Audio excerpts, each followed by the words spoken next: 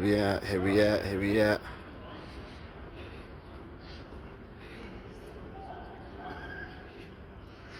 What you know?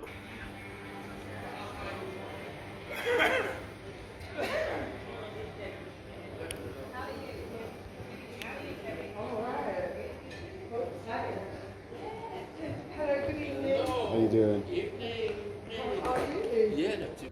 It actually does taste. It tastes differently.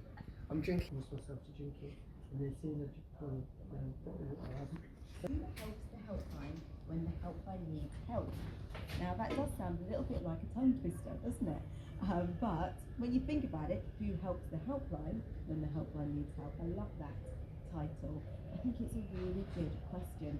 So if you're someone who's always leaned upon and you are, say, the rock in your community, you are the rock in your family or in your friendship group, what happens when you have a wobble? What happens when you're feeling a little bit off colour? How do you get the support and help that you need? Well, perhaps this is a book that you need to get for Christmas, or perhaps this is the book that someone needs to share with you. So we're going to have the author Kevin Bennett telling us all about the book itself and giving us his top tips for surviving what can be a pretty challenging time of year for many people as well, especially for those rocks out there. So that coming up in a few minutes time, shortly after another couple of tracks. We've also got, of course, our Wednesday Wisdom. It is and it is, of course, time for my first guest of the evening. Now, this time of year, we're coming into the winter. You know, the evenings are less light and bright and the days are shorter. And of course, it's the holiday season is nearly upon us. So this time of year, it can be fun, but it can also be pretty full on. It can be an opportunity to lean on loved ones, to get that help and support you need as you come together at this time of year. But if you're the one being leaned on and you're that shoulder that's always there for others, then who helps you when you need help? Well, as you might have heard me saying before, the title of a new book, Who Helps the Helpline When the Helpline Needs Help, which I think is a great title, addresses just that. And I'm delighted to say that I've got the author, Londoner Kevin Bennett, joining me on the programme right now. Welcome along to the programme. Thank you so much for having me. How are you doing this evening? I'm good. I feel blessed. I'm really happy. I'm Great. good. Thank you. And it's a busy time for you. Exciting stuff. You've had a concession over at John Lewis. Yes. So you've been there with your books, signing, meeting people. How has that been? That's been really good. The kind of people that I'm talking to when they are, coming down and asking about the book, I'm talking to majority of them are doctors, surgeons, Wow. lawyers, and they are expressing themselves. Wow. Yeah. So they feel, because they've seen the title and they consider themselves the helpline, because it's often people in some of those positions that you've just mentioned, which are people that as society we lean on. So they're coming to you and opening up immediately. Yes. What I'm discovering, I mean, it's been 10 years in the making writing the book.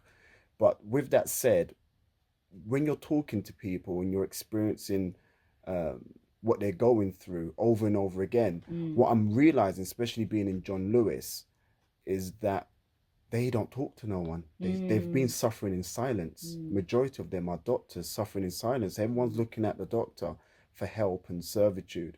But in return, the doctor's got no one to turn to. And so, for example, last week I spoke to a doctor, he's actually a surgeon, and he said within his career, 8 of his colleagues has committed suicide. Wow. And so, with that said, he's been struggling himself, and he doesn't share that with anyone. When I traveled to over 20 countries in the process of writing a book and talking to people. And one of the main things I noticed going to different countries is that if many surgeons across the world share what they're going through, they can lose their license because no one wants a broken surgeon.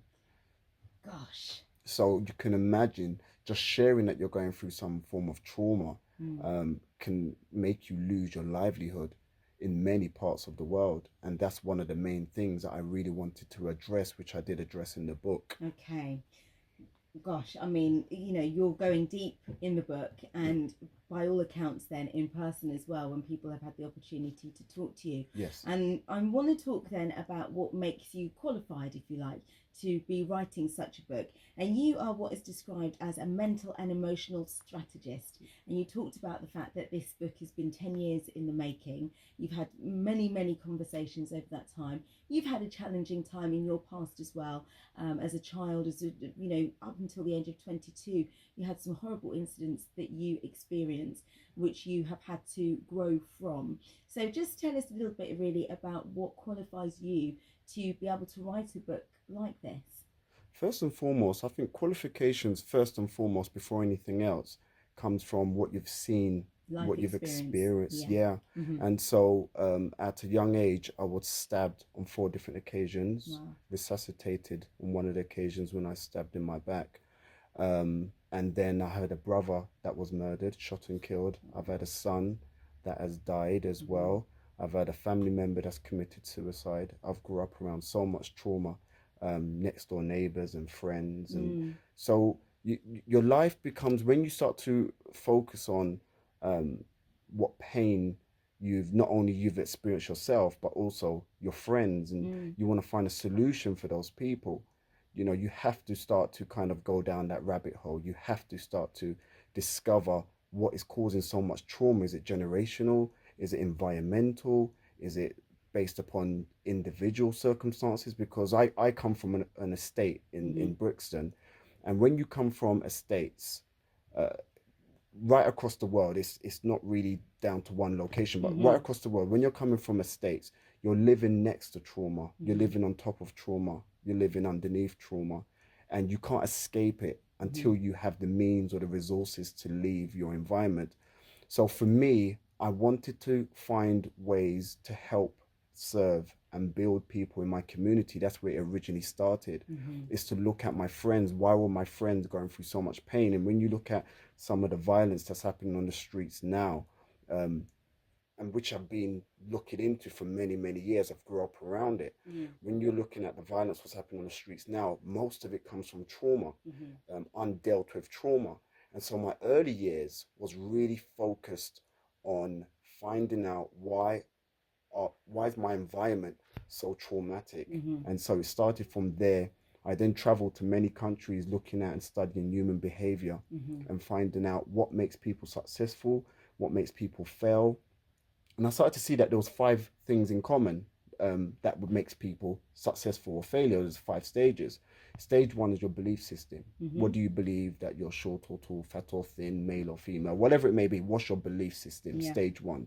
Stage 2, and for many of my friends, I started to notice straight away where we came from. It was a belief system of brokenness, and I would never be anything, and I'm not good enough, and I'm not worthy. And so when people live within that belief system, you start to go to stage 2. Stage 2 is your self-conversation, your meaning. So every belief system and self-conversations connected together, which then leads to stage 3, your actions. So the actions you take comes from your self-conversation comes from your belief system. Stage 4 is results, or the lack of it, but nevertheless there's a result. And then stage 5, the final stage, is your experience. You've officially experienced, you have knowledge, you're knowing. And so what I realized was people who were successful and happy had a strong belief system. It was a belief system of probably faith. It was a belief system of wealth, opulence, greatness. And the people that were suffering and struggling, their belief system was a complete opposite. It was the antithesis of it. And so I wanted to find a way to put systems in place to help people with their belief systems. And that's where for me, the change started to happen, and I started to help hundreds of people. Then it turned to thousands of people. And when we checked our analytics over the course of like 10 years or so, it's been about 1.2 million people. Oh my goodness, Kevin. And you're well loved. I mean, I've been looking at your socials and the response that you get, and the response that this book that's been out for a few months